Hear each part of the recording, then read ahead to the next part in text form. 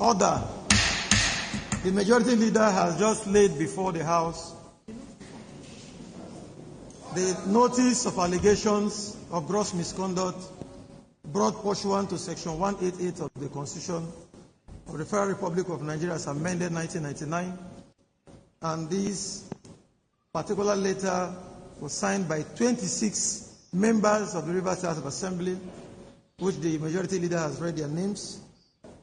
Distinguished colleagues, I am now in receipt of this letter, and pursuant to the sections of the 1999 Constitution as amended, I will ensure that this letter is forwarded to His Excellency Governor Fubara, GSSRS, Governor of Rivers State, within 7 days. Distinguished colleagues, I will do that. Rest assured, I will not renege. I will do my job in line with the Constitution. Thank you.